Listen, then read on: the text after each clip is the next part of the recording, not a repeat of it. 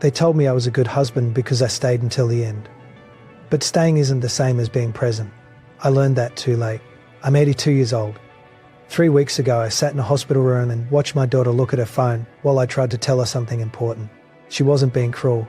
She was just busy, distracted, the way I was for 30 years. Welcome back to my channel. If this story means something to you, please like and subscribe. I don't have many followers, but your single comment is a ray of hope for me. The algorithm only shows these videos to people who might need them. And maybe you're one of those people. I need to tell you about Sarah. Not because the story is special, because it isn't.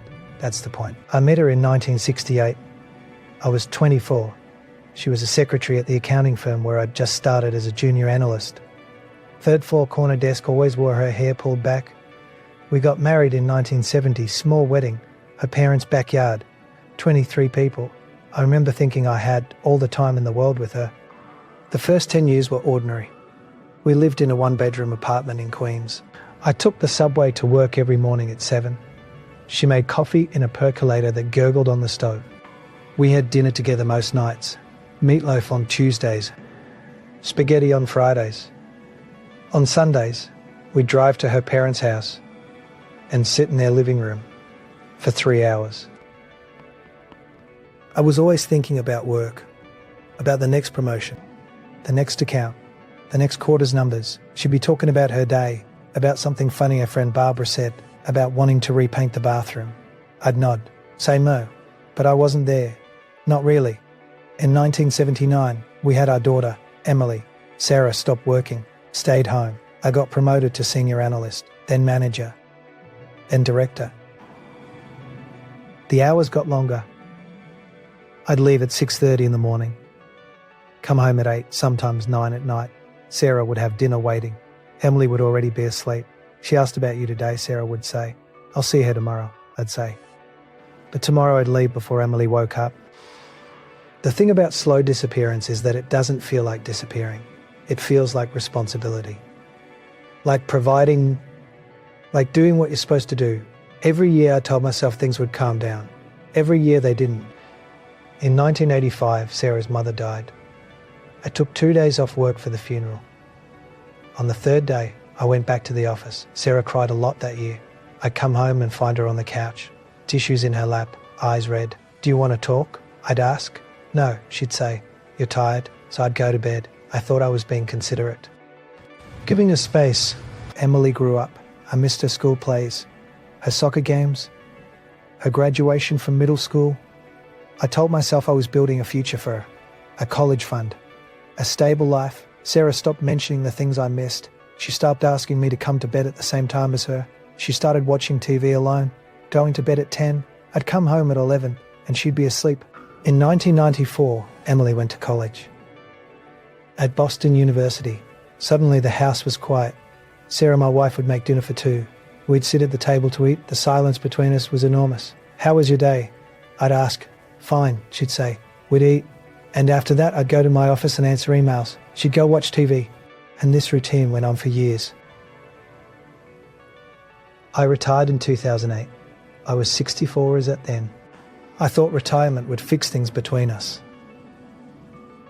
I thought suddenly having time would make me present. But I didn't know how to be present. I'd sit in the living room with Sarah and feel restless and anxious because I don't know what to say.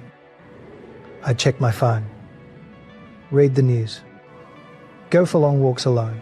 Sometimes I'd ask her, want to come with me? No, she'd say. I'm tired. In 2012, Sarah started forgetting things. Little things at first. Where she put her keys, what day it was, whether she'd taken her medication.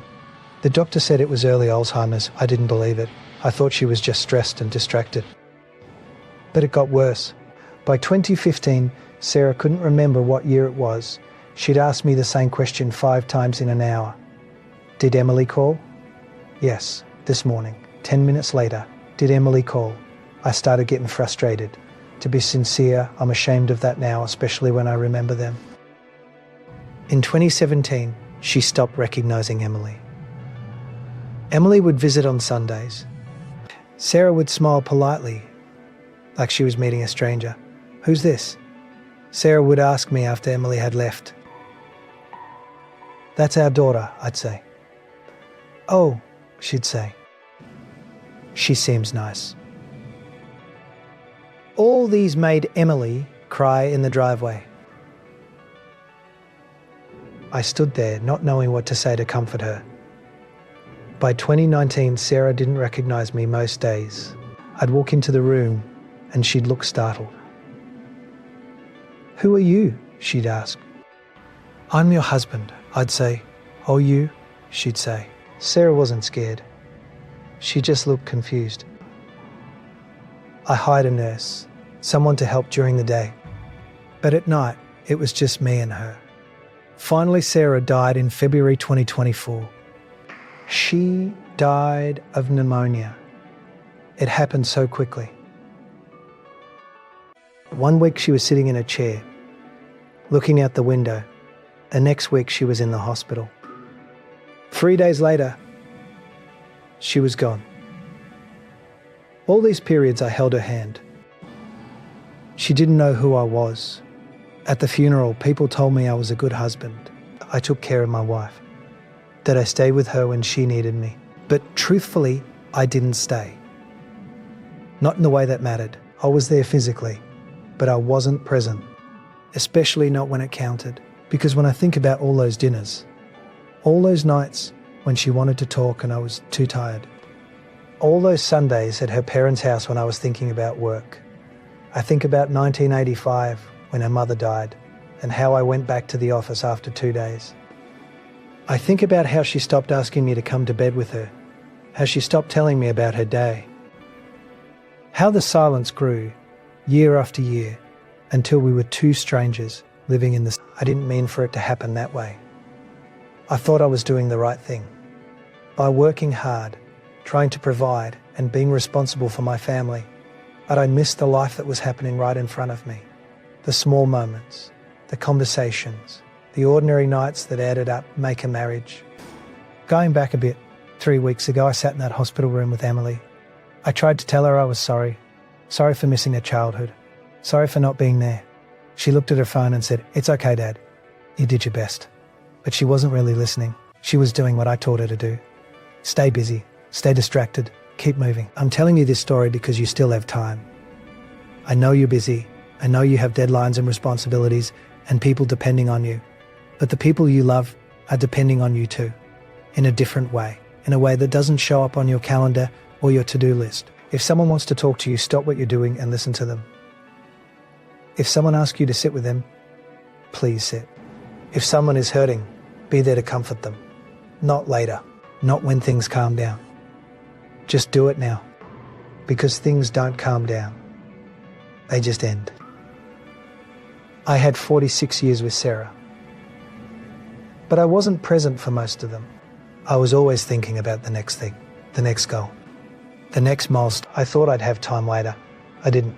Don't wait until someone can't remember your name to realise you should have said it more. Don't wait until they're gone to wish you'd listened. Don't spend your life in the same room as the people you love without actually being with them. I'm 82 years old. I live alone now. Emily visits once a month. We sit in the living room and talk about surface things. Some of these surface discussions include the weather, her job, what she's watching on Netflix. The big conversations never happen. I don't know how to start them, and I think Emily learned from me that you don't. If this story meant something to you, leave a comment. Tell me about someone you need to call, someone you need to sit with, someone you've been taking for granted, and then go do it. Not tomorrow, but today. Subscribe if you want to hear more stories like this. But more importantly, go be present with someone you love.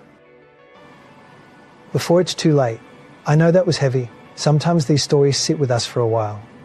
If you're thinking about someone right now, someone you haven't called, or someone you've been too busy for, there's another story here about what happens when we finally do reach out, or when we don't. I'll leave that one in the corner of your screen. No pressure, but if you're not ready to leave yet, it might be worth hearing. Either way, thank you for listening to an old man talk. It means more than you know.